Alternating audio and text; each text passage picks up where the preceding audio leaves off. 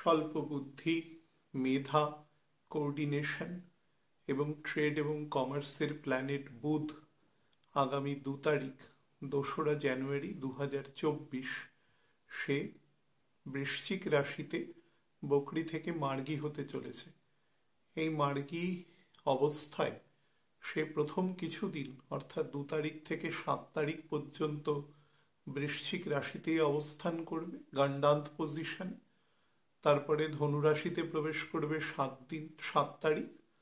তারপর সেখানে মোটামুটি 5 দিনের মতন গান্ডান্ত সিচুয়েশন অতিক্রম করে আলটিমেটলি পুরো জানুয়ারি মাস 2024 বুধ ধনুরাশিতে অবস্থান করবে এবং 1 ফেব্রুয়ারি সে মকর রাশিতে তার গোচর সংগঠিত করবে।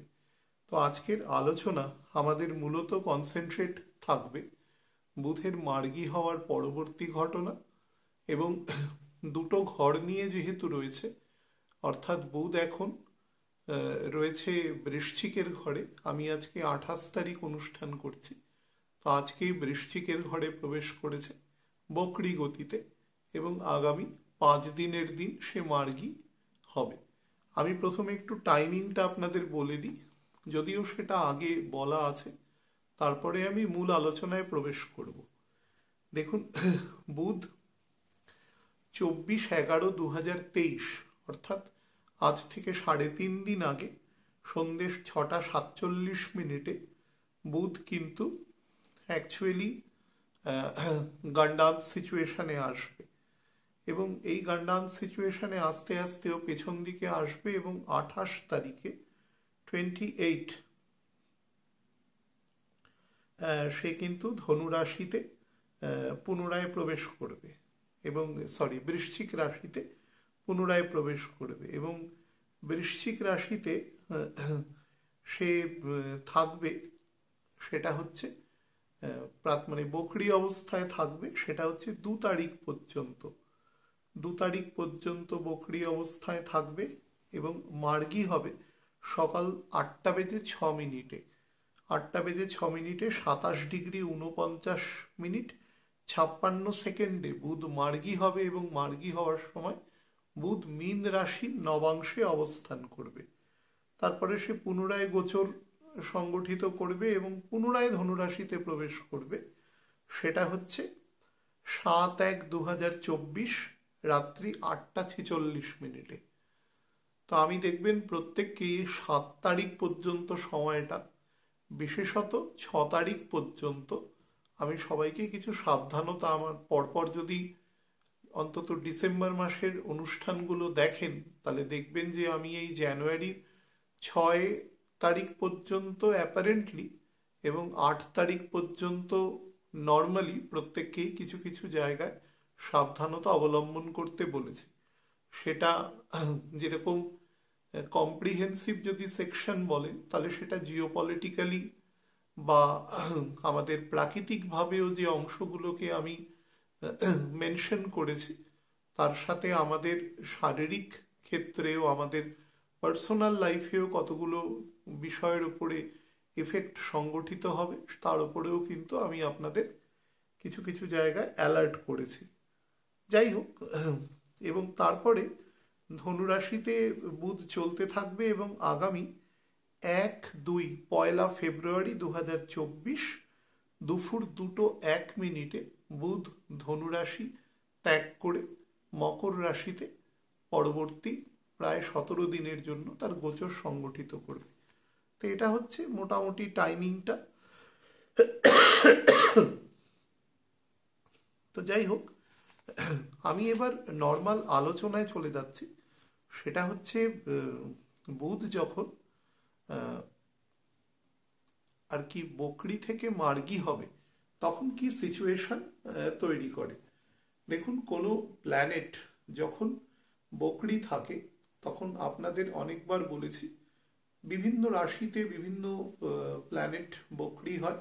রবিচন্দ্রের বকরি হওয়ার কোনো সম্ভাবনা নেই, কারণ পৃথিবী থেকে আমরা ডাইরেক্ট তার ভেলোসিটিকে মাপি। পৃথিবীর সাপেক্ষে সূর্যকে নর্মালি আমরা ফিক্সড ধরে ভেলোসিটিগুলোকে মাপি, তার ফলে সেক্ষেত্রে ডাইরেক্ট মেজারমেন্ট হয়। চন্দ্রের ক্ষেত্রেও মোটামুটি পৃথিবীকে অ্যাপারেন্টলি একটা ফিক্সড ধরে তার কৌণিক ভেলোসিটিটা মাপা হয়, তার ফলে সেক্ষেত্রে বকরি হওয়ার কোনো সম্ভাবনা থাকে না। কিন্তু অন্যান্য প্ল্যানেটের যে কৌণিক গতিগুলো মেজারমেন্ট হয়, সেই সবকটা মেজারমেন্টই সূর্যের সাপেক্ষে হয়। সেটা একদম বুধ থেকে প্লুটো পর্যন্ত। তো সেটা হওয়ার দরুন আমরা যখন পৃথিবীর সাপেক্ষে তার গতি বিবেচনা করি, তখন আমাদের দু রকমের পদ্ধতি অবলম্বন করতে হয়।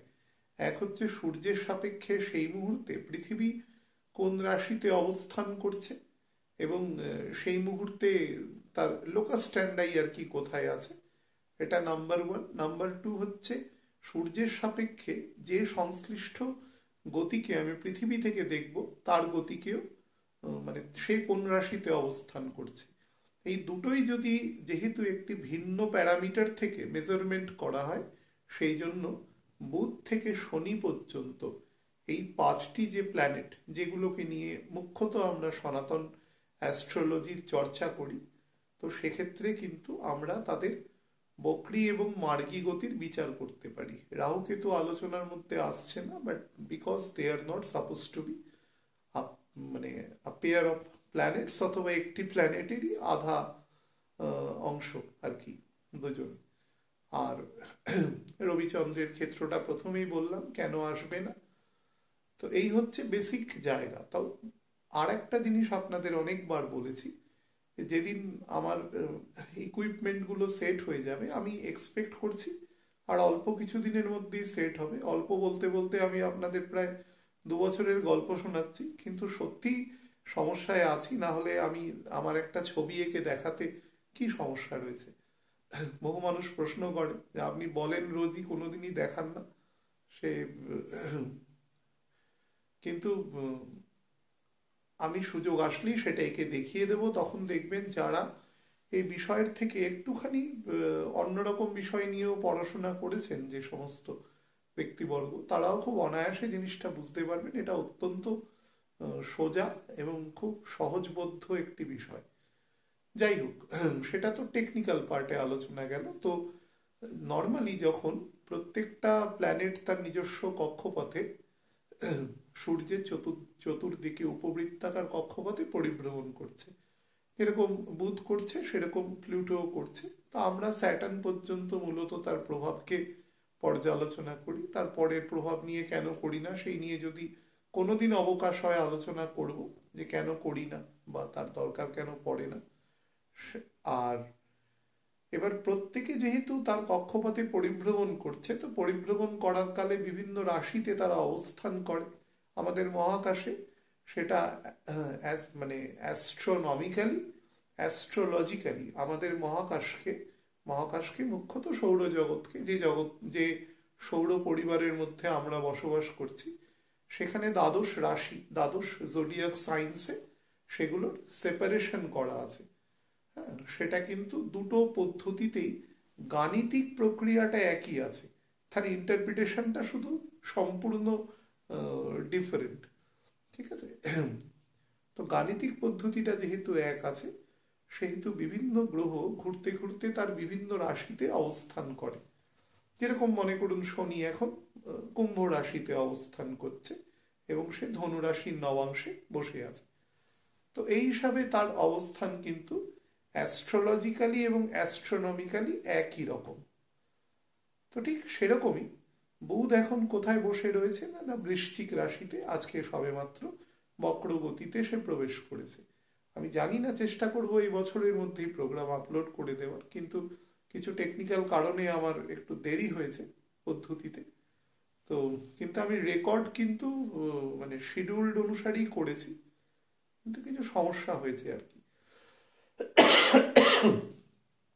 যাই হোক, তো সেটাতে যেটা ঘটনাটা হয়, যখন বকরি হয় তখন পৃথিবী সাপেক্ষে সেই যে সংশ্লিষ্ট গ্রহ, যেরকম এখন বৃহস্পতিও বকরি আছে, শুধু বকরি নয়, এখন স্তম্ভীও আছে, এখন কোনো ভেলোসিটি নেই।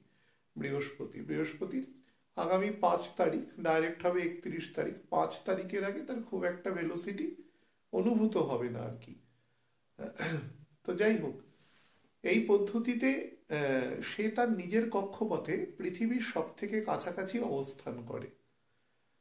তো এই অবস্থান যেহেতু পৃথিবীর সব থেকে কাছাকাছি করে, তাই পৃথিবীর ওপরে তার ইম্প্যাক্টও বেশি থাকে।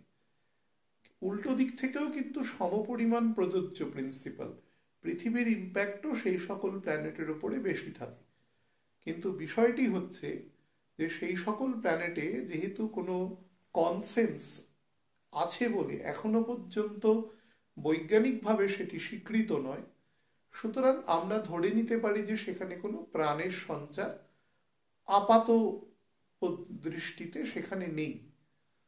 তো আমাদের যত পরীক্ষা নিরীক্ষা আছে সেগুলো তার মানে প্রাণের সঞ্চার আছে কিনা সেগুলো মানে একটি বিষয় আর কি খোঁজার ক্ষেত্রে, তা আপাত দৃষ্টিতে নেই। সুতরাং জড় পদার্থের উপরে যখন তার ইফেক্ট আসছে, যেরকম একটি লোহা বা কোনো কন্ডাক্টর যেরকম দেখবেন গরমকালে গরম হয়ে যায়, শীতকালে ঠান্ডা হয়ে যায়, কিন্তু তার মধ্যে কোনো অনুভূতি আসে না, কারণ তার মধ্যে কোনো সোল নেই, সে কনসেন্সলেস। তো সেই রকম আমাদের মধ্যে যেহেতু প্রাণীকুল এখানে রয়েছে, তো একটি একুশি প্রাণী থেকে শুরু করে আমাদের মতন সব থেকে হাইয়েস্ট লেভেল অফ কনসেন্সের যে প্রাণী আছে তার মধ্যেও কিন্তু তার অনুভূতি জাগ্রত হয়, এবং তার শ্রেণী অনুসারে সেই অনুভূতি তার মধ্যে এফেক্টেড হয়। এবার বুধ যখন পৃথিবীর কাছাকাছি আছে, স্তম্ভী আছে, সে নির্দিষ্ট দৃষ্টি প্রদান করছে। তো আগে আমি কথা বলবো বৃশ্চিকের ঘরে। মুখ্যত আমি আলোচনাটা কিন্তু বক্রী গতির করে দিয়েছিলাম অলরেডি। আমি আলোচনাটা করছি যে 2 তারিখের পর থেকে পরিস্থিতি কিরকম হবে। তা আলোচনা করতে গিয়ে আমাকে দুটো ঘরকে কনসিডার করতে হবে। সেটা হচ্ছে বৃশ্চিকের ওই 1.5 ডিগ্রি মতন অংশ এবং ধনুরাশির 30 ডিগ্রি অংশ। তার মানে আমাকে 31.5 ডিগ্রির আলোচনা এখানে করতে হবে আর কি। তো যাই হোক, আমাদের বৃশ্চিকের যে প্রকৃতি আছে, বৃশ্চিকের প্রকৃতি হচ্ছে সিক্রেসি। কালপুরুষের অষ্টম ঘর আমাদের কালপুরুষের যে অংশকে নির্দেশ করে, সেই অংশটি সিক্রেসি রাখায় সামাজিকভাবে বিধিবদ্ধ এবং স্বীকৃত। তো সেই অংশ শারীরিক, মানসিক, আধ্যাত্মিক সব দিক থেকেই সিক্রেসি আছে। আমাদের আমাদের ডেথ যুক্ত আছে, আমাদের রিবার্থ যুক্ত আছে, তার সাথে আমাদের অকাল্ট যে সমস্ত বিদ্যা আছে তারা যুক্ত আছে, আমাদের মাটির নিচে যে সমস্ত বস্তু আছে সেই সকল বস্তু যুক্ত আছে। তা আপনারা দেখবেন যে আমি যখন কুম্ভের কথা বলি, কুম্ভ লগ্ন নিয়ে কথা বলি, তখন দেখবেন আমি সবসময় বলি মাটির নিচের বস্তু নিয়ে কাজ করছে, বিভিন্ন মিনারেলস নিয়ে, ওর নিয়ে, তেল, ন্যাচারাল গ্যাস, এই সমস্ত নিয়ে কাজ করছে। এই সমস্ত বিষয়গুলোকেই কিন্তু কনসিডার করা হয় বৃশ্চিকের কারণে। বৃশ্চিকের যে নবাংশের বিস্তার আছে সেটা কর্কট থেকে মীন পর্যন্ত রয়েছে। তো এর মধ্যে মানে কন্যা রাশি মানে অনুরাধা নক্ষত্রের প্রথম, দ্বিতীয়, তৃতীয় চরণ, এই 3টে চরণ, এবং জ্যেষ্ঠা নক্ষত্রের তৃতীয় চরণ সেটা হচ্ছে কুম্ভের, এই 4টে চরণ কিন্তু সরাসরি আমাদের মাটির নিচের যে সমস্ত বস্তু তার সাথে কিন্তু কাজকর্মকে সরাসরি যুক্ত করে। তো সেই হিসাবে আপনাদের বলতে পারি যে এখান থেকে যখন আমরা মানে ধনু আমাদের কুম্ভের ঘর থেকে যখন 10th দৃষ্টি তার থাকে নির্দিষ্টভাবে বৃশ্চিকের ঘরে, তখন আমরা ওর মানে কি সেটা ওপর থেকে দেখা যাচ্ছে না, মাটি খুঁড়লে পাওয়া যাচ্ছে। সেটা কয়লা হতে পারে, সেটা ধরুন অভ্র হতে পারে, মাইকা যেটাকে বলা হয়, সেটা ন্যাচারাল গ্যাস, অয়েল, যে কোনো কিছু, কোনো ধাতব পদার্থ, তামা, লোহা বা প্রেসিয়াস কোনো গোল্ড, সিলভার, এ সমস্ত হওয়ার যোগ আছে। তো গুপ্ত জিনিস যেটা সরাসরি দেখা যাচ্ছে না সেই সমস্ত জিনিসও কিন্তু বৃশ্চিকের সাথে যুক্ত থাকে। আমাদের পাস্ট লাইফ, আমাদের কার্মিক ঘর, আমি গতদিন আলোচনায় বলছিলাম যে আমাদের যে মেটেরিয়াল রুমগুলো থাকে সেটা মেষ রাশি থেকে বৃশ্চিক রাশি পর্যন্ত 8টা ঘর। অ্যাকচুয়ালি বৃশ্চিক রাশির কিন্তু মাঝামাঝি পর্যন্ত অবস্থান করে 7.5খানা ঘর, আর বাকি 4.5খানা ঘর কিন্তু সোললি স্পিরিচুয়াল এবং কিছুটা স্পিরিচুয়াল মানে অধ্যাত্ম, মানে যেটাকে বলা হয় অধ্যাপনা, যাকে স্পিরিচুয়াল গুরু, তার অংশের কিন্তু কাজ করে। অর্থাৎ ব্যক্তিগত স্পিরিচুয়াল আপলিফমেন্ট এবং আমরা যে আমাদের মহান গুরুদের থেকে যে সমস্ত তথ্য বা আমরা যে কোঅর্ডিনেশন, ভগবানের সাথে যুক্ত হওয়ার যে কোঅর্ডিনেশন পাই, তার কিন্তু পথ নির্দেশ হিসাবে এরা কাজ করে। তো সেদিক থেকে এই অংশকেও কিন্তু দেখানো যেতে পারে। আচ্ছা, কার্মিক ফলাদেশ দেয় আমাদের আমাদের কোনো কোনো লুক্কায়িত বস্তুকে যদি এই অংশ কোনোভাবে নেগেটিভলি ইম্পোজড হয়, তাহলে সেটা বাইরে বেরিয়ে আসবার চেষ্টা করে। অনেক সময় বিকৃতভাবে বাইরে বেরিয়ে এসেও মানুষের সম্মান হানি করবার বা তাকে ডেফামেশন ঘটানোর কিন্তু চেষ্টা করে। ভেরি মানে বলতে পারেন একটা ইন্টেন্স জোডিয়াক সাইন হচ্ছে বৃশ্চিক। সে কিন্তু মঙ্গলের এই পদ্ধতিটা অনেকটা বলা যেতে পারে গোপনে আক্রমণ করবার পদ্ধতি, গেরিলা ওয়ারফেয়ার টাইপের। এরকম দেখবেন যে আমাদের ছত্রপতি শিবাজি মহারাজ যখন লড়াই করতেন, তিনি কিন্তু গেরিলা যুদ্ধের সাহায্য নিতেন, কারণ তার যে তৎকালীন সময় তার যে সৈন্যবল যেটা ছিল সেটা সংখ্যায় খুব কম ছিল এবং অত্যন্ত এফিসিয়েন্ট ছিল, কিন্তু তাদের একটি বৃহৎ দলের বা একটি বৃহৎ শক্তির সাথে লড়তে হতো। মানে সামনাসামনি ডিরেক্ট লড়াই হলে তাদের সেই অংশটায় ক্ষতি বেশি হতো। এই জন্য গেরিলা যুদ্ধে তারা শরণাপন্ন নিতেন, যেটা মহারাষ্ট্রের বিভিন্ন মালভূমি এরিয়া থেকে তারা খুব সহজে ব্যাপারটা রপ্ত করেছিলেন এবং সেটাতে তারা বহুলাংশে সফলতাও পেয়েছিলেন। আমাদের দেশের মাটিতে সেই সফলতার ইতিহাস আমাদের লেখা আছে। তো যাই হোক, এরকম পৃথিবীর বিভিন্ন দেশে এই গেরিলা যুদ্ধ আছে নর্মালি। তো এই ধরনের যুদ্ধের কিন্তু প্রতিকৃত হচ্ছে বৃশ্চিক। বা আপনি কোনো একটা জায়গায় বসে আছেন, কোনো একটা বিষাক্ত পদার্থ, পদার্থ মানে কোনো একটি ইনসেক্ট বা এই জাতীয় কোনো রেপটাইল কিছু আপনাকে এসে দংশন করলো এবং কামড়ানোর আগের মুহূর্ত পর্যন্ত কিন্তু আপনাকে বুঝতে দেবে না যে তার প্রকৃতি কি। সেটা হচ্ছে বৃশ্চিক। বৃশ্চিক কখনো ডাইরেক্ট লড়াই করবে না। ডাইরেক্ট লড়াইয়ের থেকে তারা অনেকটা কনস্পিরেসি, অনেকটা আলো ছায়া রেখে কাজ করা, এই ধরনের মানে একটু ইনভার্টেড পথ তারা বেশি পছন্দ করে। তাদের প্রকৃতি ডিপ্লোমেসি, খুব স্ট্র্যাটেজিক, হ্যাঁ, ভিতর থেকে কোনো কিছুতে সন্তুষ্ট নয়, কিন্তু বাইরে তারা নিজেকে দেখায় খুব কাম অ্যান্ড কুল।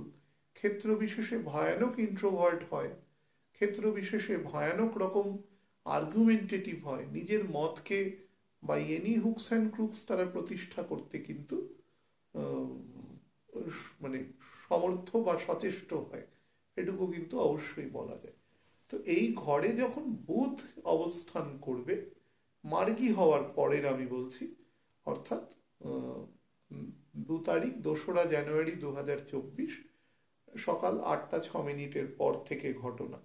তো প্রথম 3.5 দিন মতন বুধ কিন্তু কিছুটা স্তম্ভই থাকবে এবং একটা এক্সর্শন পিরিয়ডে তারপরেও কিছুদিন চলে যায়, 3-4 দিন। আমি সেই হিসেব করে আপনাদের প্রত্যেককেই 9 তারিখ থেকে বলেছি সিচুয়েশন আস্তে আস্তে ট্র্যাকে ফিরতে থাকবে। তো যাই হোক, এ আমাদের প্রাথমিক ক্ষেত্রে যে ইফেক্টটা দেবে সেটা হচ্ছে আমাদের কথাবার্তা, আমাদের কমিউনিকেশন, আমাদের স্পিকিং, আমাদের কোনো বিষয়কে বিশ্লেষণ করা, হ্যাঁ, অ্যানালিটিক্যাল যে আমাদের প্রকৃতি, আমাদের কোঅর্ডিনেশন, আমাদের ট্রেড অ্যান্ড বার্টার, আমাদের বুধ আমাদের ইএনটিকে দেখায়। আমি বুধের প্রকৃতি নিয়ে অনেকবার বলেছি, তাই নতুন করে রিপিট করছি না, সেগুলো আপনারা প্রায় প্রত্যেকেই জানেন। আমাদের ডেইলি লাইফ, কেন ডেইলি লাইফ? কারণ মিথুনের ঘর থেকে এটি 6th পজিশনে অবস্থান করছে। আমাদের আমাদের স্পিচ, আমাদের কোঅর্ডিনেশন তৈরি হবে, তার মধ্যে কিন্তু বেশ কিছু ডার্কনেস, বেশ কিছু অকাল্ট জায়গা তৈরি হবে, বেশ কিছু জায়গা তৈরি হবে, এবং রিসার্চ রিলেটেড কাজের জন্য যারা রয়েছেন তাদের ক্ষেত্রে কিন্তু বেশ ভালো সুফল প্রদান করবে অন্তত 8-9 তারিখ পর্যন্ত। আমাদের যে ইন্টেলিজেন্স আছে, আমাদের যে রিসার্চ রিলেটেড ওয়ার্ক আছে, সেগুলোর কিন্তু ডাইভারজেন্স হবে। মনে করুন যে কোনো একজন ব্যক্তি, কোনো একজন ডিটেকটিভ একজন ব্যক্তির পেছনে বা একজন ক্রিমিনালের পেছনে সে ইনভেস্টিগেশন করছেন, অনেক দিন ধরে করছে। এই সময় তার ডাইভারজেন্স হওয়ার কিন্তু ডাইভার্জ হওয়ার কিন্তু প্রবাবিলিটি বেশি থাকবে। কোন সময় থেকে না, 2 তারিখ থেকে 8 তারিখ 9 তারিখ সকাল পর্যন্ত এই যোগটা অবস্থান করবে। হ্যাঁ, বা আরও যদি প্রকৃষ্টভাবে বলতে পারে তাহলে সেটা 12 তারিখ পর্যন্ত, অর্থাৎ বুধ যতক্ষণ পর্যন্ত গণ্ডান্ত থাকবে। এই সময়টা কিন্তু আপনারা সারা পৃথিবীতে যদি একটু খোঁজ রাখেন তাহলে দেখতে পাবেন যে পৃথিবীর অনেক গুরুত্বপূর্ণ যে সমস্ত ধরুন খুব গুরুত্বপূর্ণ কোনো ইনভেস্টিগেশন যেগুলোর সাথে ধরুন বলতে পারেন যে কোনো না কোনোভাবে কোনো দামি মেটাল বা মিনারেলস, বা ধরুন আমাদের কোনো অকাল্ট এডুকেশন, বা ধরুন নর্মাল রিসার্চ রিলেটেড এডুকেশন, বা একদম প্রাইমারি এডুকেশনকে কিন্তু সবসময় রিসার্চ রিলেটেড এডুকেশন বলা হয়, কারণ একটা বাচ্চাকে ডার্কনেস থেকে যখন আলোতে আনা হয় তখন সেই এডুকেশনটাই মূলত, তারপরের ব্যাপারটা তারপরে অন্তত গ্র্যাজুয়েশন পর্যন্ত একটা স্টিরিওটাইপড এডুকেশন,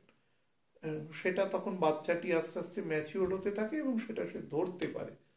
তো সেই রিলেটেড অনেক কাজ, বা মনে করুন বিভিন্ন রকম রিভার্স ইঞ্জিনিয়ারিংয়ের মাধ্যমে পৃথিবীর বেশ কিছু দেশ, পৃথিবীর অন্য কিছু দেশের যন্ত্রাংশ বা এরকম কিছু, সোজা ভাষায় যদি আমি বলি খুব ভদ্রতার মোড়ককে ত্যাগ করে, তাহলে হচ্ছে অন্য দেশের কোনো একটি বৈজ্ঞানিক যে ধরুন কোনো কোনো মেকানিজম, কোনো টেকনিক, সেটাকে চুরি করা, বকলমা, সেটারই ভদ্র নাম হচ্ছে রিভার্স ইঞ্জিনিয়ারিং করে কিন্তু তারা তার থেকেও শক্তিশালী কোনো যানযন্ত্র তৈরি করতে পারে। আমাদের দেশের যে মান্ডেন পজিশন আছে, সেই মান্ডেন পজিশন অনুসারে আমাদের দেশের পশ্চিম দিকে এবং উত্তর পশ্চিম দিকে যে দেশ আছে, বিশেষত পশ্চিম দিকে যে দেশ আছে তাদের সাথে আমাদের সম্পর্ক মোটেই সুমধুর নয়, এবং উত্তর পশ্চিম দিকেও যে দেশ আছে তারও একটা অংশ সুমধুর নয়, কারণ আমাদের দেশের বেশ কিছু প্রকৃতিকে তারা অবৈধভাবে কবজা করে রেখে দিয়েছে। পূর্ব দিকের, পশ্চিম দিকের দেশটি তো করেইছে, উত্তর এবং উত্তর পূর্ব দিকের দেশটিও কবজা করে রেখে দিয়েছে। তো এইরকম দেশের মধ্যে কিন্তু হঠাৎ করে কিছু আপগ্রেডেশন দেখতে পাওয়া যেতে পারে, যেহেতু বৃহস্পতিও ডাইরেক্ট হয়ে যাচ্ছে। যদিও বৃহস্পতি এত ভালো ফল দিয়ে দেবে না যে আপগ্রেডেশনের মাত্রা একদম দিনে দিনেই দেখা যাবে। বৃহস্পতির গতি নিতে অন্তত 9 দিন সময় লাগে, 1 মিনিটের কাছাকাছি গতি নিতে, 101 মিনিট মতন। তো বৃহস্পতি মোটামুটি যখন মার্গী গতিতে চলা শুরু করে তখন 3 মিনিটের পর থেকে সে সুস্থ ফল দিতে থাকে। তো সেটি যেতে 24-25 তারিখ পর্যন্ত জানুয়ারি মাসের সময় ইউজুয়ালি সে নিয়ে নেবে, এবং তার ঘরেও যেহেতু মঙ্গল আছে, সুতরাং কিন্তু এরকম কিছু খবর বেরিয়ে আসতে পারে চারপাশে, যার দ্বারা কিন্তু এটা দেখাই যেতে পারে যে আমাদের বেশ কিছু পশ্চিম এবং উত্তর পশ্চিমের কিছু রাষ্ট্র কিন্তু এই সময় বেশ কিছু টেকনোলজিক্যাল অ্যাডভান্সমেন্টের কথা ঘোষণা করতে পারে এই ধরনের। 2 নম্বর যেটা জিওপলিটিক্যালি বলি, আপনাদের বলেছিলাম যে দেখবেন ফেব্রুয়ারি মাস আস্তে আস্তে দেখবেন পরিস্থিতি অনেকটা শান্ত হবে, যে ধরনের যুদ্ধ বিগ্রহ সেটা খুব লোকালাইজড হয়ে যাবে, এবং নিরীহ মানুষের ওপর যে যুদ্ধ হলে সব থেকে বেশি নিরীহ সাধারণ জনসাধারণেরই ক্ষতি হয়, যেদিকের পক্ষেরই হোক না কেন সেদিকেরই ক্ষতি হয়। এটা পৃথিবীর ইতিহাসে বারবার স্বীকৃত হয়েছে। তো সুতরাং সেক্ষেত্রেও পুনরাবৃত্তি ঘটবে, সে নিয়ে কোনো প্রশ্ন নেই। আর যেটা হওয়ার সম্ভাবনা আছে সেটা আপনাদের আমি একদম স্পেসিফিক ডেট বলছি, সেটা হচ্ছে 30 তারিখ আমাদের ভারতবর্ষের ইন্ডিয়ান স্ট্যান্ডার্ড টাইম অনুসারে 30 তারিখ রাত্রি 8:22 থেকে 1 তারিখ 1 জানুয়ারি রাত্রি 10:19, ধরুন 10:20, এই ডেটটা মনে রাখবেন। এই সময় কিন্তু একটু আর্থকোয়েকের সম্ভাবনা আছে। যদি বলেন কোন দিকে, তাহলে ভারতবর্ষের যদি মধ্যস্থানকে আমরা মোটামুটি মধ্যপ্রদেশের ঝাঁসি শহরকে ধরে নিই, তাহলে তার থেকে পূর্ব এবং উত্তর পূর্ব দিকের সম্ভাবনা বেশি আছে। মানে আমাদের দেশ যদি বলেন, তাহলে আমাদের দেশে মনে করুন যে সমস্ত, এরকম ধরুন আমাদের পশ্চিমবঙ্গের ক্ষেত্রে দার্জিলিং বা উত্তরে সিকিম একটি অঙ্গরাজ্য, সেখানে বা আসাম বা অরুণাচলে এরকম জায়গায় কিন্তু সম্ভাবনা বেশি রয়েছে। এবং যে দূরত্বে সেটা সংগঠিত হবে সেটা মান্ডেন অনুসারে ভারতবর্ষের একদম কেন্দ্র থেকে, ঝাঁসি শহর থেকে মোটামুটি ধরুন 400 কিলোমিটার থেকে এর ডিস্টেন্স ম্যাক্সিমাম যেটা হতে পারে সেটা 400 ইন্টু 11 গুণ, মানে 4400 কিলোমিটারের মধ্যে। অর্থাৎ তার মানে আপনারা ধরে নিতে পারেন যে আমাদের পূর্ব দিকে যে সমস্ত দেশ আছে একটু পূর্ব উত্তর ঘেঁষা, যেরকম ধরুন আমাদের মায়ানমারের উত্তর অংশ বা চীনের একদম দক্ষিণ পূর্ব অংশ, যেগুলো হংকং, ম্যাকাও, এ সমস্ত জায়গা থেকে হয়ে আমাদের একদম ধরুন সাউথ চায়না সিতে যে সমস্ত ফিলিপিন্স আছে, এই সমস্ত দেশে এখানে কিন্তু আকছার ভূমিকম্প হয়, খুব ভূমিকম্প প্রবণ এরিয়া। জাপান আছে খুব ভূমিকম্প প্রবণ এরিয়া, বা জাপানের উত্তরে বেশ কিছু রাশিয়ান দ্বীপ আছে, যদিও সেই সমস্ত দ্বীপ নিয়ে জাপান এবং রাশিয়ার মধ্যে দীর্ঘকালীন বৈরিতা আছে যে কার এখানে অধিকার আছে। তো যাই হোক, সেগুলো কিন্তু আপাতত সেগুলো রাশিয়ার অধিকারই রয়েছে। তো সেইখানেও কিন্তু ভূমিকম্পের সম্ভাবনা রয়েছে। তো এটা থেকে সাবধান। আর ভারতবর্ষের যেটা বললাম আমাদের দেশের মধ্যে এই অংশে, এবং নেপালেরও, যদি নেপাল দেশটিকে শুধু কল্পনা করেন ভারতবর্ষকে বাদ দিয়ে, তাহলে নেপালের দক্ষিণ পূর্ব অংশে এর কিন্তু সংগঠিত হওয়ার সম্ভাবনা রয়েছে। এটা কিন্তু মাঝারি থেকে বেশ লেভেলের হবে। মানে মাঝারি লেভেলের ভূমিকম্প বলা হয় সেটা হচ্ছে 5 থেকে 5.5 রিক্টার স্কেলের কম্পন অনুসারে। সেখান থেকে যেটা হাই ম্যাগনিটিউড বলা হয় সেটা মোটামুটি 7, 7.5-এর উপরে। তো এইরকম কিন্তু হওয়ার প্রবাবিলিটি রয়েছে। আমি আপনাদের ডেট বলে দিয়েছি। এই সময়টা একটু সাবধানে থাকবেন যারা বিশেষত এই সমস্ত অঞ্চলে বসবাস করে। যে মুষ্টিমেয় লোক আমার কথা শুনবেন তারা দয়া করে একটু মেনে চলবেন। আচ্ছা, তো আমি যেটা বললাম, এই যে কমিউনিকেশন বা আমাদের টকের মাধ্যমে এই সমস্ত কিন্তু যে ডার্ক সাইডগুলো একটু বেরিয়ে আসবে, এবং তার সাথে যেটা হবে সত্যান্বেষণের জন্য, মানে সত্যি খোঁজার জন্য সেখানে কিন্তু এক ধরনের ডমিনেশন বা প্রেশার ক্রিয়েট করতে হবে। এই ধরনের পদ্ধতিও কিন্তু সহজ। অর্থাৎ আমরা যদি সোজা ভাষায় এটা বলি, সোজা আঙ্গুলে ঘি না উঠলে আঙ্গুলে একটু বাঁকানোর চেষ্টা করতে হবে। একদম আমাদের সেই বাংলার একদম প্রভাব ইউজ করে বললাম। এক্ষেত্রে কিন্তু সেই ধরনের কাজ করারও প্রবাবিলিটি আছে। যেহেতু এটা আমি বুধ সম্পর্কে বলছি, কিন্তু এখানে কিন্তু আমি বৃহস্পতিকেও কনসিডার করে বলছি, যেহেতু দুজনে একদম নেক টু নেক মার্গী হচ্ছে এবং বুধ বৃহস্পতির থেকে অনেক দ্রুত গতি নেবে। বৃহস্পতি গতি নিতে অনেকটা সময় নেবে, অন্তত প্রাথমিক ক্ষেত্রে 9 দিন। তার ফলে এই ধরনের কিছু কড়া অ্যাডমিনিস্ট্রেটিভ ডিসিশন কিন্তু নেওয়ার সম্ভাবনা রয়েছে। এবং বৃহস্পতি যেহেতু রয়েছে, সেহেতু সারা পৃথিবীর সব কিছুকেই আমি ইনক্লুড করে কথা বলছি, কোনো নির্দিষ্ট জোন বা সেক্টরকে আমি বলছি না। আচ্ছা, যারা বিভিন্ন রকম সিক্রেট এজেন্সিতে কাজ করেন, হ্যাঁ, সেটা প্রাইভেট হতে পারে, সেটা বিভিন্ন দেশের গভর্নমেন্ট এজেন্ট হতে পারেন, নর্মাল ডিটেকটিভ হতে পারেন, ইনভেস্টিগেটিং অফিসার হতে পারেন, কোনো ইনভেস্টিগেটিং কোনো জার্নালিস্ট হতে পারেন, কোনো ক্রাইম রিলেটেড যারা জার্নালিজম করেন, খুব খুব ঝুঁকিপূর্ণ কাজ, এই সমস্ত কাজের মধ্যে যারা রয়েছেন তারাও কিন্তু এ সময় বেশ সফলতা আপনি পাবেন।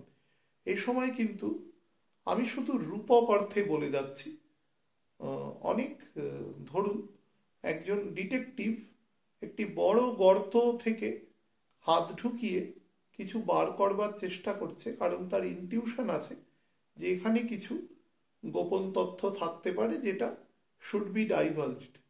সে কিন্তু এই 9 তারিখের মধ্যে যদি সেই কনসার্নড অফিসারের বা সেটা বা কোনো প্রাইভেট ব্যক্তিরও যদি সেই ছকের সামান্য স্ট্রেংথ থাকে, তাহলে কিন্তু সে সেটাতে কৃতকার্য হবেই হবে।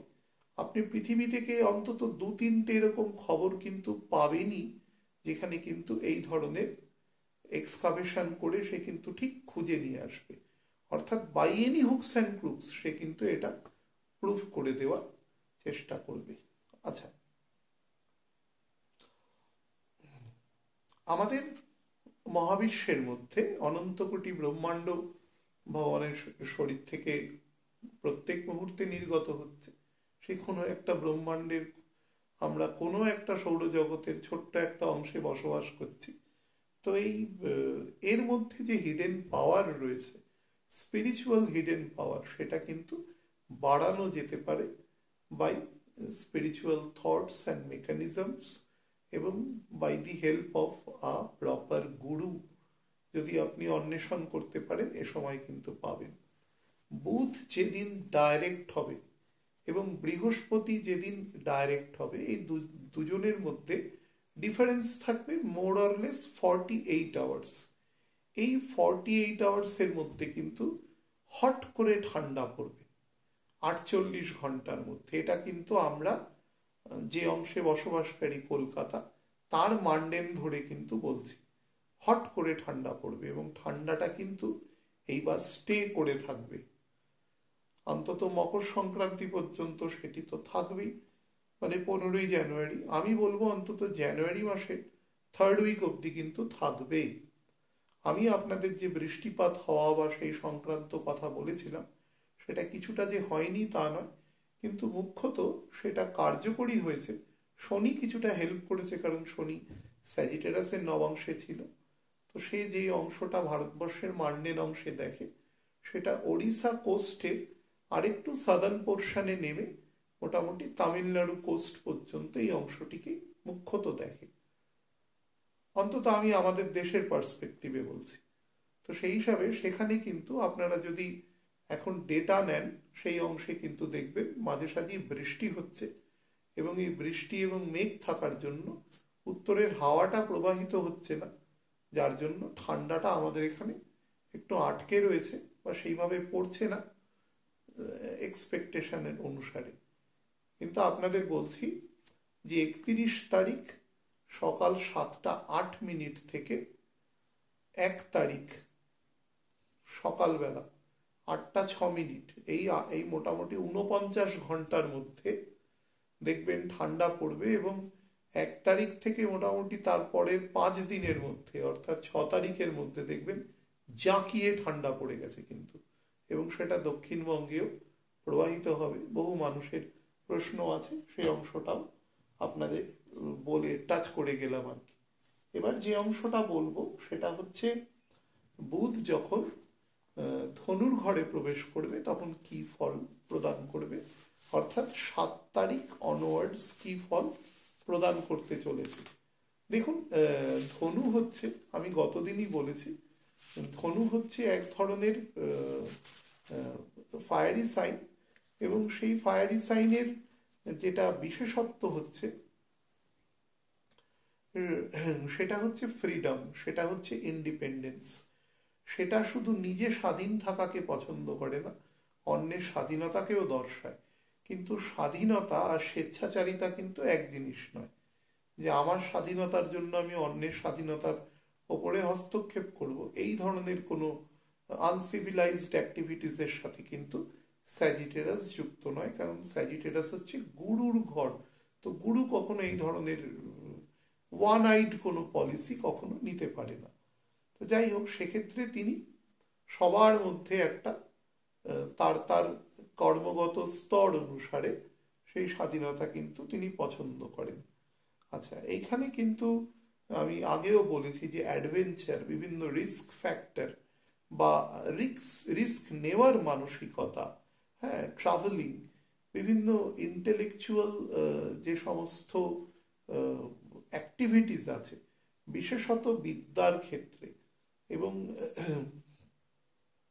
আমাদের যে ধরুন কোনো গুরু আমাদের শিক্ষা দিচ্ছেন, we are getting those knowledges, তো সেখানে কিন্তু স্যাজিটেরাস এই কোঅর্ডিনেশনের কাজটা কিন্তু খুব ভালোভাবে করতে পারে।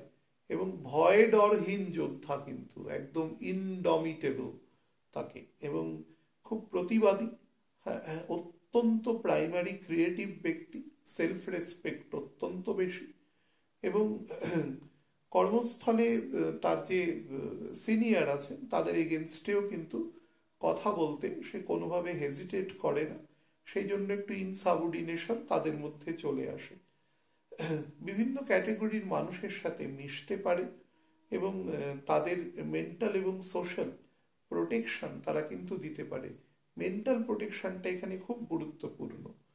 তারা যে কোনো রকম মানে কি বলবো, প্যাশনেট তারা তাদের কাজের প্রতি থাকে, এবং তারা মুক্ত চিন্তাধারার মানুষ, কিন্তু স্পিরিচুয়াল আবহে মুক্ত চিন্তাধারা। যেরকম মহাপ্রভু ভগবান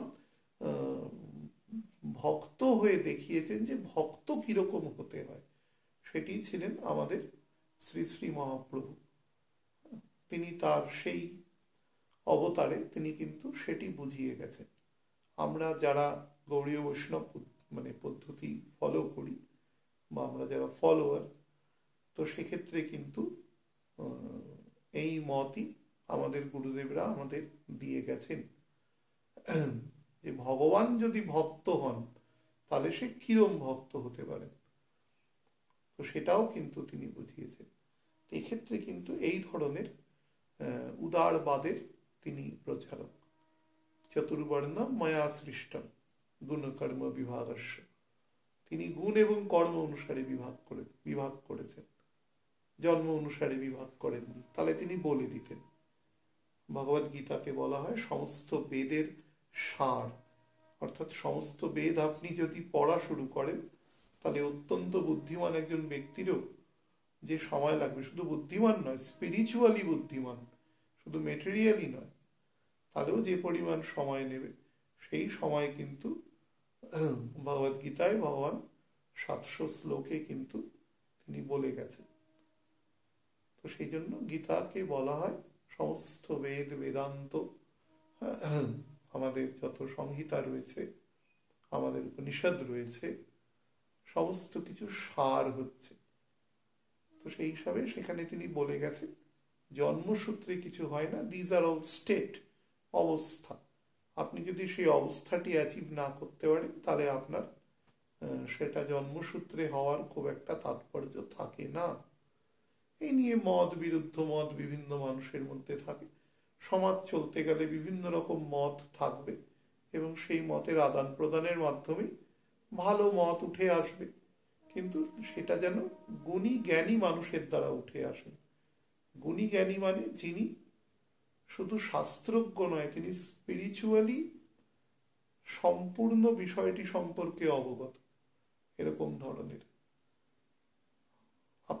আপনাদের এ প্রসঙ্গে একটি কথা বলি। বহু মানুষ প্রশ্ন করেছেন যে মন্দির প্রতিষ্ঠা বা এই সমস্ত নিয়ে প্রশ্ন করেছেন। বর্তমানে বেশ কিছু টপিকের মধ্যে এটিও একটি টপিক। আমি জাস্ট এই প্রসঙ্গে, যেহেতু স্যাজিটেরাসে ঢুকেছি, আপনাদের বলে দিই। দেখুন, মন্দিরে যেতে হবে, পূজা অর্চনা অংশগ্রহণ করতে হবে বিধিবদ্ধ পদ্ধতি দ্বারা, যেটা আছে। কিন্তু মনে রাখবেন, বিভিন্ন কালে বা কল্পে তার একটা শ্রেণীবিভাগ আছে। সত্যযুগে যে শ্রেণীবিভাগ ছিল সেটা ত্রেতায়নে, যখন দ্বাপরে আমাদের বজরংবলীর সাথে, যখন হনুমানজির সাথে যখন মানে ভীমসেনের যখন দেখা হয়েছিল, তখন তিনি বলেছিলেন যে আমাদের হয়ে যুদ্ধ করুন। তখন বলেছিলেন যে এই কাল আমার যুদ্ধ করার জন্য নয়, ভগবান আমাকে নির্দেশ দিয়ে গেছেন তার নাম প্রচার করতে, হরিনাম প্রচার করতে, তো আমি সেই কাজই করি। রাম নাম হরিনাম প্রচার করি, আমি কৃষ্ণ নাম প্রচার করি। এক্ষেত্রে তোমরাই পারবে, তবে আমি তোমাদের যুদ্ধে থাকবো, কিন্তু আমি অংশগ্রহণ করব না।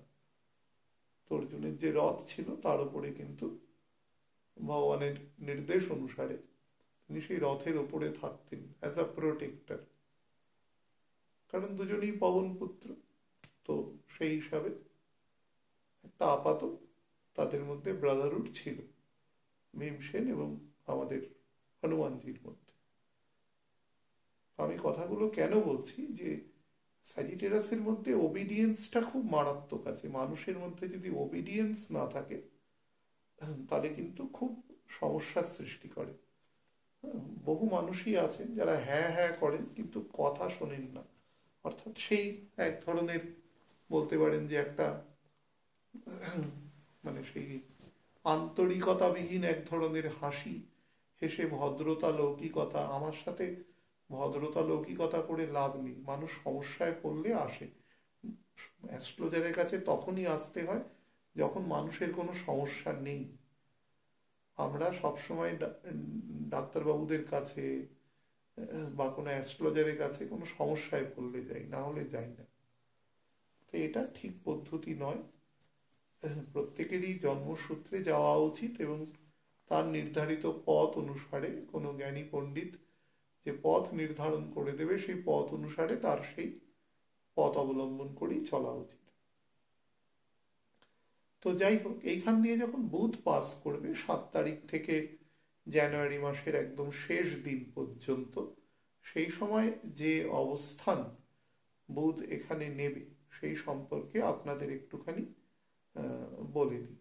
সেটা হচ্ছে আমাদের দেখবেন যে ট্যুর অ্যান্ড ট্রাভেল, আমাদের কোঅর্ডিনেশন, আমাদের ট্রেড অ্যান্ড বার্টার, আমাদের বিভিন্ন রকম স্পিরিচুয়াল, কিন্তু সেই স্পিরিচুয়ালিটির মধ্যে একদম প্রকৃষ্ট মতবাদ অর্থাৎ বিধিবদ্ধ পদ্ধতি দ্বারা সেই স্পিরিচুয়ালিটিকে স্টাবলিশ করবার জন্য মানসিকতা, সেটা কিন্তু জাগ্রত হবে। সেই নিয়ে কিন্তু খুব ভালো প্রভাব আছে। এটা সারা পৃথিবীর মধ্যেই সংগঠিত হবে, যেহেতু বুধ বৃহস্পতির নবমে অবস্থান করবে এবং বৃহস্পতি দ্বারা দৃষ্ট হবে। সেহেতু এই পদ্ধতির মধ্যে কোনো কোনো রকম অ্যাম্বিগিউটি থাকবে না।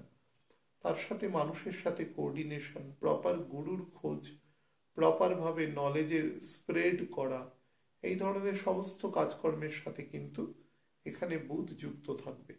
তবে হ্যাঁ, সে কিন্তু অনেক যেহেতু সে বৃশ্চিকের ঘরে প্রবেশ করেছে, প্রবেশ করে বক্র ত্যাগ করেছে, তার এনার্জি এক্সর্শনটা বৃশ্চিকের ঘরে এসেছে।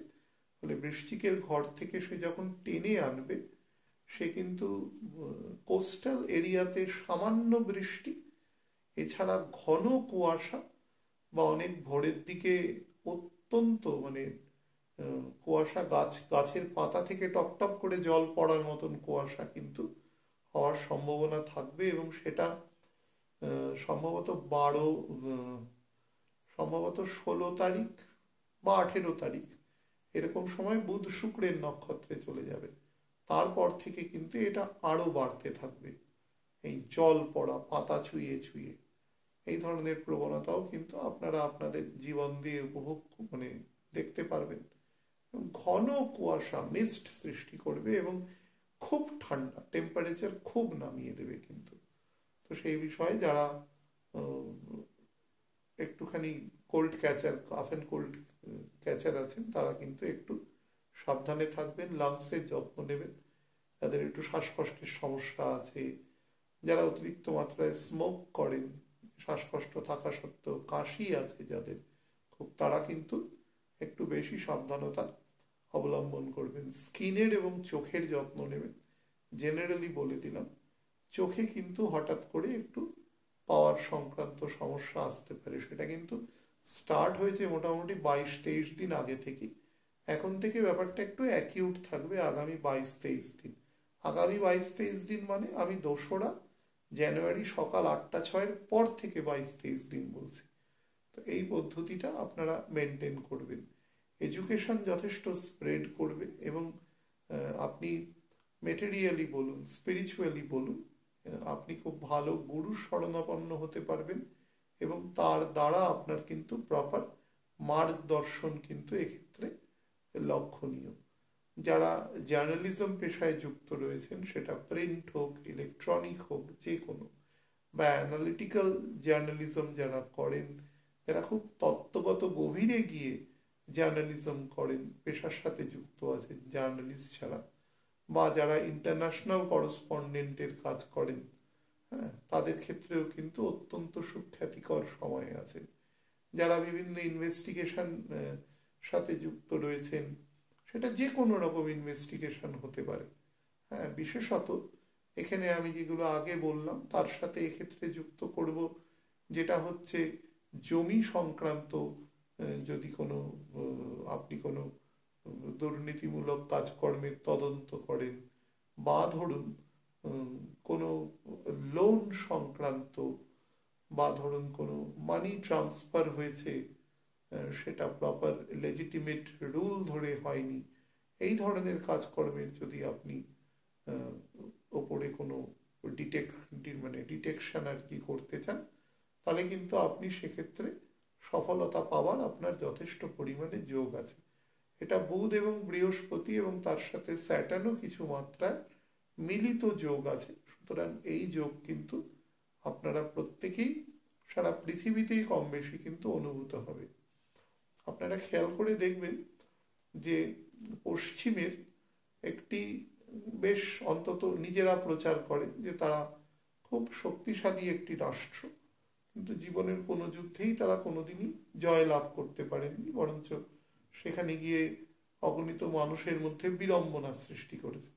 তো যাই হোক, সেই রকম একটি দেশের সাথে ভারতের অন্তত আজকে 28 তারিখ, 27 শেষ হয়ে 28 হচ্ছে, আমি রাত্রিবেলা অনুষ্ঠান করছি এখন। তো এই সময় দেখবেন যে তার সাথে একটু অম্ল মধুর সম্পর্ক চলছে। বিগত কয়েক বছরে বেশ ভালোই সম্পর্ক ছিল, অম্ল মধুর সম্পর্ক চলছে। এই সম্পর্কটা কিন্তু আগামী মোটামুটি জানুয়ারি মাসে এই 12-13 তারিখ পর্যন্ত কিন্তু চলবে। তারপরে দেখবেন সম্পর্কের যে কনস্ট্রেন্টসের জায়গাগুলো ছিল, সেগুলো কিন্তু বহু ক্ষেত্রে মীমাংসা হতে থাকবে, এবং খুব দ্রুত মীমাংসা হতে থাকবে। মোটামুটি পরের 1.5-2 মাসের মধ্যে ব্যাপারটা খুব ইজি টু গ্র্যাব হয়ে যাবে আর কি, এই ধরনের পদ্ধতি আছে। তবে বুধের এই গোচর ধনুরাশিতে অত্যন্ত শুভ গোচর। মানুষের দীর্ঘদিন ধরে আটকে থাকা টাকা পয়সা, বা ধরুন ইমুভেবল প্রপার্টি পারচেজের ক্ষেত্রে তার কিছু শর্টেজ অফ মানি, এই সমস্ত জায়গা থেকে কিন্তু আপনি যথেষ্টভাবে বেরিয়ে যেতে সক্ষম হবেন, এবং আপনাকে পজিটিভ ফল দেবে। যারা স্টুডেন্টরা হায়ার এডুকেশনের চেষ্টা করছেন, তাদের জন্য অত্যন্ত সুখকর আছে, সে নিয়ে কোনো সমস্যা নেই। যারা মনে করুন যে দেশের মধ্যেই কোনো বড় কোনো ইউনিভার্সিটি বা বিদেশি কোনো ইউনিভার্সিটিতে পড়াশোনা করতে চান, এখানে ফ্যাকাল্টি বা শিক্ষাগত মান যথেষ্ট ভালো, আপনারা কিন্তু সেক্ষেত্রেও ভালো ফল পাবেন। শীত প্রধান অঞ্চলে এরকম যদি কোনো দেশের কোনো ইউনিভার্সিটিতে আপনি চান্স পান, বা ভারতেরই মনে করুন যে আপনি যেগুলো শীত প্রধান অঞ্চল আছে সেখানে যদি আপনি কোনো ইউনিভার্সিটিতে চান্স পান, তাহলে কিন্তু আপনার গুণগত মান আরো বেশি হবে। আপনি হয়তো বলবেন যে এখানে বুধ থাকবে মাত্র 22-23 দিন, আপনি এরকম একটা কথা বলছেন, কারণ এটা আমি শুধু বুধের জন্য বলছি না, অন্যান্য প্ল্যানেটকে বুধের সাথে কনসিডার করে নিয়ে সেটাকে সব শুধু বলছি। আর লাস্ট যে অংশ বলবো, যারা গার্ডেনিং বা ফসল চাষ সংক্রান্ত কাজকর্মের সাথে যুক্ত আছেন, যাদের এরকম কোনো ফসল আছে, যে ফসল, যেমন ধরুন আমি একটি গ্রাম বাংলার ফসল এখন বলছি, সেটা হচ্ছে তিল চাষ। তিল, এই তিল চাষ শুরু হবে, এই ধরুন জানুয়ারি মাস আসছে, এই জানুয়ারি মাসের মোটামুটি 3rd উইকের পর থেকে তিল চাষ শুরু হবে, এবং সেটা মার্চ মাসের শেষের দিকে বা এপ্রিল মাসের শুরুর দিকে পাট বোনার আগে তিল তুলে নেবে। তবে খেয়াল রাখবেন, এই মার্চ মাসের কিন্তু মাঝামাঝি সময়ের পর থেকে বৃষ্টির সম্ভাবনা আছে।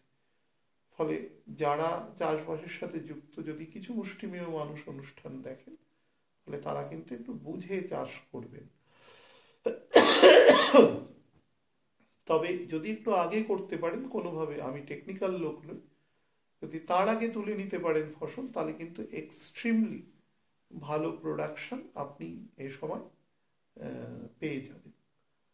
যারা বিভিন্ন মেডিকেল প্রফেশনে রয়েছেন, যারা বিভিন্ন মেডিকেল প্রফেশনের সাথে অন্যান্য নার্স বলুন, ইভেন যিনি অ্যাম্বুলেন্স চালক যিনি রয়েছেন, তার ক্ষেত্রেও কিন্তু অত্যন্ত যাকে বলা যায় যে খুব কম্প্যাশনেটলি তারা কিন্তু কাজ করতে পারবেন, সার্ভিস দিতে পারবেন। এবং মেডিকেল প্রফেশনের সাথে যুক্ত মানুষদের মধ্যে কিন্তু অদ্ভুত বিবেক এবং বৈরাগ্য তাদের মধ্যে কিন্তু খুব ভালোভাবে জাগ্রত হবে। তাদের নর্মালি সেটা থাকে, তাদের হিপোক্রেটিক ওথ নেওয়া থাকে, সে নিয়ে কোনো প্রশ্নই থাকে না। তবুও যদি কোথাও কখনো, আমরা তো মানুষ, আমাদের কিছু খামতি হতেই পারে কখনো, তো সেটা যদি কখনো কোথাও হয়, এই সময় কিন্তু দেখবেন যে তারা পূর্ণ উদ্যমে সেই জায়গাটা তারা পুনরুদ্ধার করতে পেরেছে। মোটের উপরে ভালো ইফেক্ট হবে, পড়াশোনার জায়গাও ভালো আছে, ওয়ার্কিং ইন্টারভিউর জায়গাও ভালো আছে। বুধের থেকে 3য় অবস্থান করবে শনি 7 তারিখের পর থেকে, এখানে মঙ্গল রবি আগে থেকে অবস্থান করবে। তো সব দিক থেকে আপনার কিন্তু উইন উইন সিচুয়েশন আছে, এখানে আপনি শুভ ফল এখানে পাবেন। আমি একটু আপনাদের লগ্ন রাশি ভিত্তিক বলে দিই, সাইন অনুসারে। ফায়ারি সাইনের ক্ষেত্রে মানে মেষ, সিংহ এবং ধনু রাশি লগ্নের জাতক রাশি, লগ্ন রাশির জাতক জাতিকাদের ক্ষেত্রে বুধের এই গোচর কিরম হবে সেটা বলে দিই। এই গোচর কিন্তু মোটের ওপরে বেটার ফল দেবে। আপনি কোনো নতুন ইন্টারভিউ ফেস করতে চাইছেন, বা কোনো ব্যবসা বা চাকরি নতুন কিছু শুরু করতে চাইছেন, বা আপনার চাকরির কোনো পদোন্নতি বা অর্থনৈতিক কোনো উন্নতি আপনার আটকে রয়েছে, তাহলে এই সময় কিন্তু আপনাকে ডিরেক্ট বেটার ফল দেবে।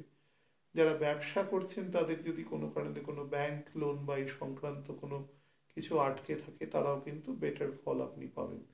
পৈতৃক সূত্রে কিন্তু ইমুভেবল প্রপার্টি বা ইনহেরিটেন্স থেকে যে আমরা যে কিছু পেয়ে থাকি, কিছু মানুষ কিছু পেয়ে থাকেন যারা, তারা কিন্তু সেটা এই সময় অনায়াসে পাওয়ার যোগ কিন্তু রয়েছে।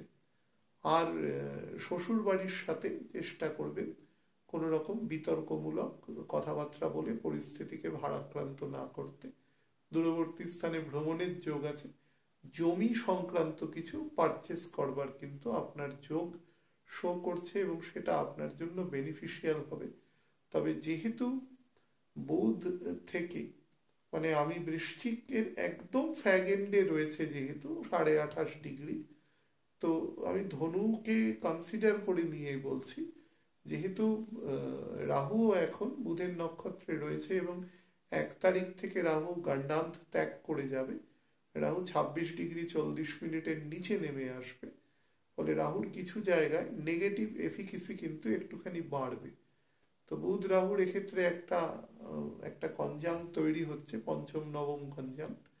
তো সেই হিসাবে আপনাদের আমি বলবো যে কোনো সরকারি দস্তাবেজ, দলিল বা সরকারি কোনো কাজ, সেগুলো কিন্তু প্রপারলি কোনো এক্সপার্টকে দিয়ে দেখিয়ে নিয়ে তারপরে সেই কাজ করবেন, তবে দেখবেন তাতে আর কোনো সমস্যা আসছে না। আর শরীরের ক্ষেত্রে বলবো লিভার, গল ব্লাডার, এই দুটো অর্গানের কিন্তু যত্ন নেবেন। এবং যাদের বুকে কোনো কারণে পেসমেকার বসেছে বা যাদের ধরুন হার্টের সমস্যা একটু দুর্বল কোনো কারণে, সেটা স্টেইন বসুক বা মানে আপার পার্ট অফ দি হার্ট, দুই অলিন্দে যদি কোনো সমস্যা দেখেন তাহলে কিন্তু অবশ্যই ডক্টরের শরণাপন্ন হবেন।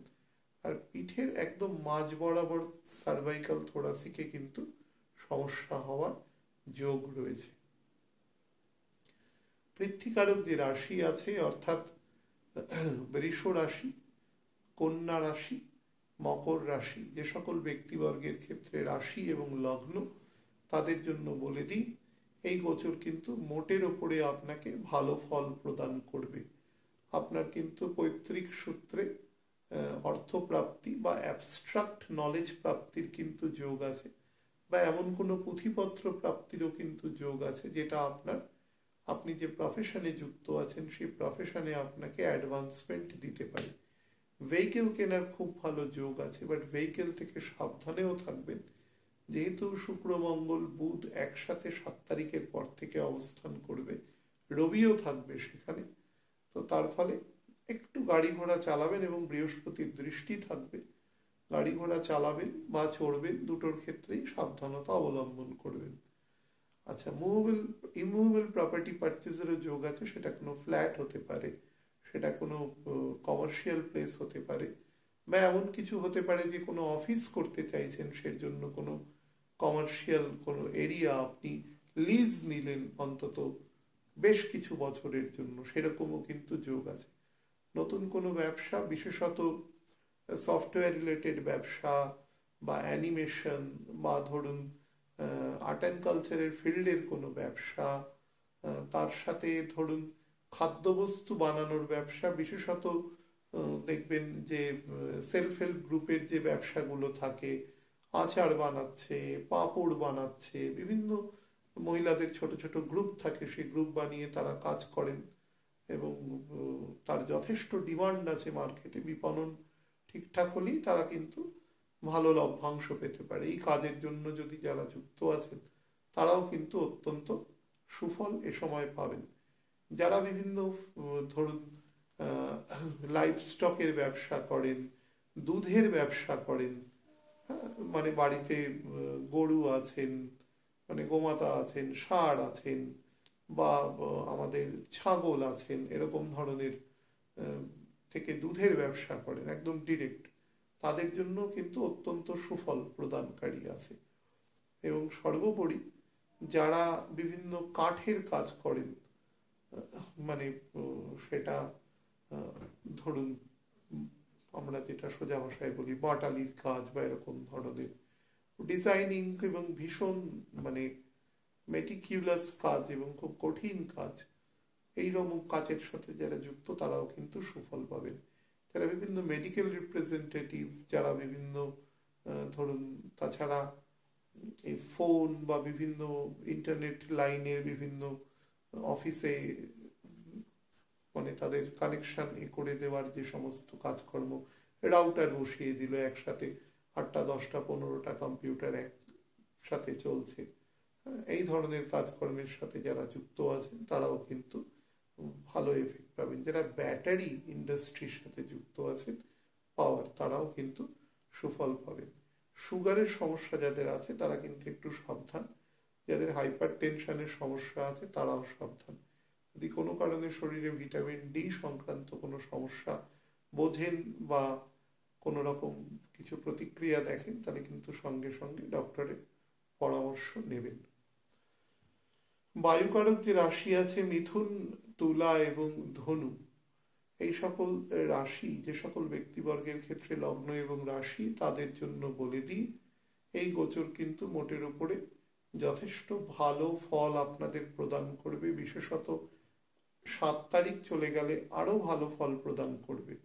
আপনাদের স্পাউসের সাথে রিলেশন বা কারোর সাথে যদি প্রেম প্রণয় জাতীয় সম্পর্ক থাকে সেখানের সাথে রিলেশন কিন্তু আপনারা যথেষ্ট ভালো, মানে খুব ভালো একটা বন্ডিং তৈরি হওয়া, সন্তানের সাথে সম্পর্ক অত্যন্ত ভালো হওয়া, আপনাদের পরিবারের যত রকম উইং আছে সেই প্রত্যেকটা উইং এর সাথে সম্পর্ককে আরো মজবুত হওয়া, ফ্যামিলি বন্ডিং আরো উন্নত হওয়া, পরিবারের জন্য কিছুটা নিবেদিত প্রাণভাবে কাজ করা, এই ধরনের বিভিন্ন বা যে বাড়িতে আপনি থাকেন সেই বাড়ির রিনোভেশন করা, এক্সটেনশন করা, বা যদি অর্থনৈতিক মানে সংকুলান যদি থাকে তাহলে নতুন কোনো বাড়ির ব্যবস্থা করা, বা আপনি যদি কোথাও ভাড়া থাকেন তাহলে একটু তুলনামূলক বেটার জায়গায় শিফট হওয়া, বা ছোট কোনো অন্তত বাসা কেনা সেখানে শিফট হওয়া, অর্থাৎ নিজের স্বাভিমান এবং তার সাথে খুশি,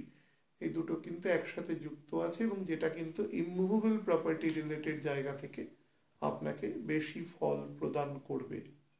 তাছাড়া যারা ছোট ইঞ্জিনিয়ারিং শিল্পের সাথে যুক্ত আছেন, সফটওয়্যার মেকিং বা সেই সমস্ত ছোটোখাটো সফটওয়্যার মেরামতের কাজ বা কম্পিউটারের হার্ডওয়্যার মেরামতের কাজ, টোটালি এই সমস্ত ব্যবসা প্রফেশনের সাথে যারা যুক্ত, যারা বিভিন্ন ধরুন এই সাইনবোর্ড লেখেন, আজকালকার দিনে বিভিন্ন ফ্ল্যাগ ফেস্টুন, এই সমস্ত কাজের সাথে যারা যুক্ত আছেন তারাও কিন্তু অত্যন্ত সুফল এ সময় অনায়াসে কিন্তু পাবেন।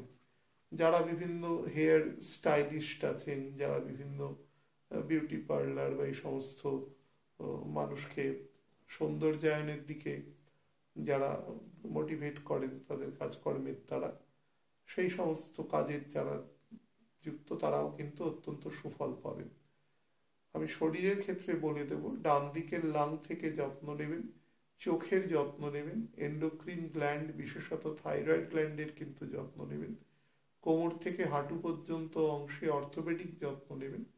আপনি যদি রাস্তায় অফিস যাওয়ার সময় আপনাকে তুলনামূলক একটু ভারী ব্যাগ নিতে হয়, তাহলে কোনো একটা দিকে টানা নেবেন না, অর্থাৎ দুটো হাত বা দুটো কাঁধ ঘুরিয়ে ফিরিয়ে আর কি নেবেন। সব থেকে ভালো হয় যদি পিঠে ব্যাগ নিয়ে নিতে পারেন, তাহলে ওয়েট ডিস্ট্রিবিউশনটা কম্পারেটিভলি অনেকটা অ্যালাইনমেন্ট থাকবে, আপনার শরীরের ভারসাম্যটাও সেক্ষেত্রে রক্ষিত হবে।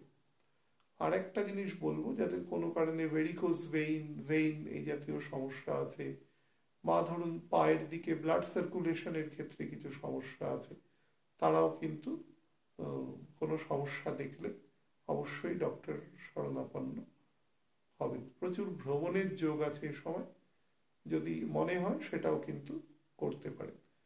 লাস্ট অংশ বলবো আজকে, সেটা হচ্ছে জলকারক যে রাশি আছে, অর্থাৎ কর্কট, বৃশ্চিক এবং মীন, যে সকল ব্যক্তিবর্গের ক্ষেত্রে লগ্ন এবং রাশি, তাদের জন্য বলে দিই এই গোচর কিন্তু মোটের ওপরে ভালো গোচর। একে প্রায় 55% মতন স্ট্রেংথ বলা যেতে পারে।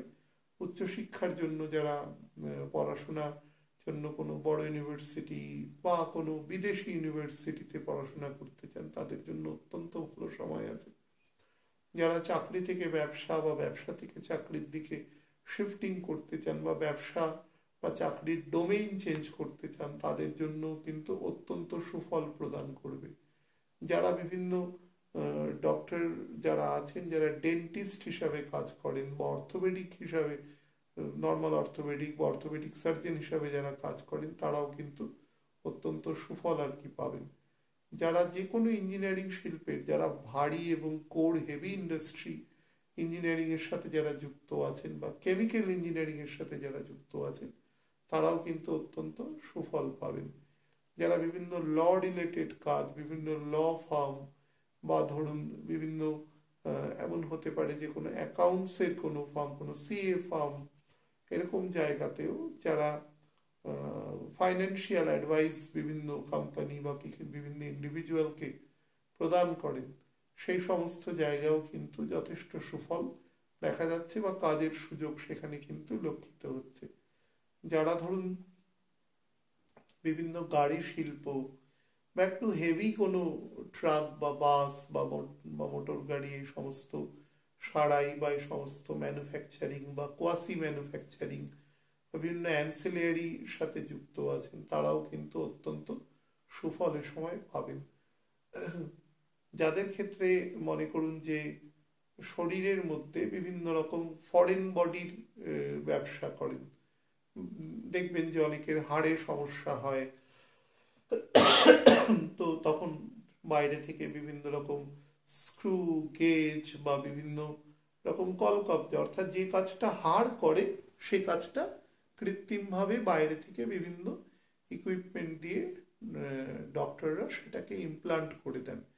এই ব্যবসার সাথেও যারা যুক্ত আছেন তারাও কিন্তু খুব ভালো ফল পাবেন। যারা ইলেকট্রিশিয়ান, যারা প্লাম্বারিং এর কাজ করেন, যারা বিভিন্ন মার্বেল বা টাইলস এ সমস্ত বা ফল সিলিং, অর্থাৎ যারা বিভিন্ন হোম ডেকরের কাজের সাথে যুক্ত আছেন, যারা বিভিন্ন গ্রিল বা এই সমস্ত বিউটিফিকেশনের কাজের সাথে যুক্ত আছেন, তারাও কিন্তু খুব বেটার ফল এ সময় পাবেন। যারা বিভিন্ন সার্ভিস প্রোভাইডিং এজেন্সি আছেন, যারা ধরুন এরকম লোক প্রোভাইড করেন যে তারা গিয়ে বিভিন্ন রকম মানুষের প্লাম্বারিং এর কাজ উপশম করছে, বা ধরুন তার বাড়িতে কোনোভাবে ইলেকট্রিকের কোনো সমস্যা হয়েছে সেখানে পাঠাচ্ছেন, অর্থাৎ আপনি সব রকম কাজেরই সার্ভিস প্রোভাইড করেন, সেই রকম কোম্পানির সাথে যারা যুক্ত, ইভেন যারা সিকিউরিটি কোম্পানির সাথেও যারা যুক্ত আছেন, বিভিন্ন ধরুন টাকা পয়সার সিকিউরিটির প্রশ্ন, বিভিন্ন ব্যাংক বা বিভিন্ন বেসরকারি ইনস্টিটিউট, এটিএম, এ সমস্ত জায়গায় সিকিউরিটির কাজ করেন, তারাও কিন্তু খুব ভালো সুফল এ সময় পাবেন এই ব্যবসায়। পর্যটন ব্যবসার সাথে যারা যুক্ত আছেন, বিশেষত পাহাড়ি অঞ্চলে বা অপেক্ষাকৃত একটু নির্জন স্থানে যে সমস্ত ব্যবসাপত্রের সাথে যারা যুক্ত আছেন, তারাও কিন্তু সুফল পাবেন। শরীরের ক্ষেত্রে বলবো, থ্রোট থেকে আপার চেস্ট পর্যন্ত অংশে অন্তত মাসের 15 তারিখ পর্যন্ত কাফ অ্যান্ড কোল্ড থেকে সাবধান। কানেও ঠান্ডা লাগতে পারে, চোখেও ঠান্ডা লাগতে পারে। যাদের সাইনাসের সমস্যা আছে তাদেরও কিন্তু সমস্যা, মানে ঠান্ডা লাগার সমস্যা কিন্তু আসতে পারে, এবং তার সাথে ভিটামিন ডির কিন্তু ডেফিসিয়েন্সি হতে পারে, অর্থোপেডিক সমস্যা সামান্য দিতে পারে, এবং পেটের ক্ষেত্রে পরিষ্কারভাবে কনস্টিপেশন রিলেটেড সমস্যা কিন্তু হতে পারে। সেক্ষেত্রে লিভার, ইন্টেস্টাইন এবং আপার কোলন পার্টে যদি কোনো সমস্যা অনুভূত হয় বা আগে থেকে আছে জানেন, তাহলে কিন্তু এ সময় অবশ্যই ডক্টরের শরণাপন্ন হবেন, যাতে ব্যাপারটাকে খুব গ্রেসফুলি আর কি মিটিয়ে নেওয়া যায়। ভালো থাকবেন প্রত্যেকে। নমস্কার।